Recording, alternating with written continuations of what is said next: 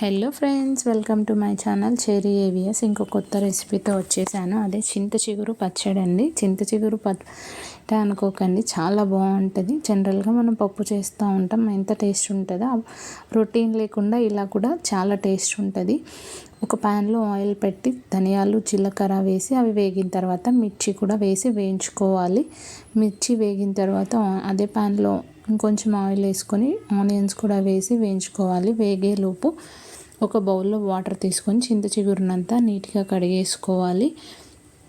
Onions వేగిన తర్వాత ఇంకొంచెం ఆయిల్ యాడ్ చేసి చింత చిగురును వేసి ఒకసారి బాగా కలపాలి. ఆయిల్లో వేగితే కొంచెం కలర్ చేంజ్ అయిన తర్వాత కొంచెం వాటర్ యాడ్ చేస్తే చింత చిగురు బాగా ఉడికిపోతుంది. మూత పెట్టేసుకోవాలి.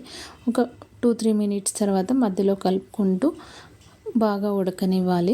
అలా ఉడికిన తర్వాత చిగురును కూడా తీసి పక్కన పెట్టుకోవాలి. పల్లీలు ఆల్రెడీ వేయించిన ఉన్నాయి కాబట్టి నేను అది చూపించలేదు. వేయించిన పల్లీలు కొన్ని తీసుకొని మిక్సీ జార్లో వేసుకొని మిర్చీలు ధనియాలు జీలకర్ర ఉప్పు యాడ్ చేసి ఒకసారి మెత్తగా తిప్పేసుకోవాలి మిక్సీలో. అలా తిప్పిన తర్వాత చింత చిగురుని యాడ్ చేసి మళ్ళీ ఒకసారి అలా తిప్పుకొని తర్వాత లాస్ట్లో ఆనియన్స్ యాడ్ చేసి కచ్చా పచ్చాగానే ఆనియన్స్ మెదగనివ్వాలి. అప్పుడే పచ్చడి చాలా టేస్ట్ ఉంటుంది. రోట్లో దంచితే ఇంకా చాలా బాగుంటుంది. ఇప్పట్లో రోకళ్ళు మన ఇళ్ళలో లేవు కదండి,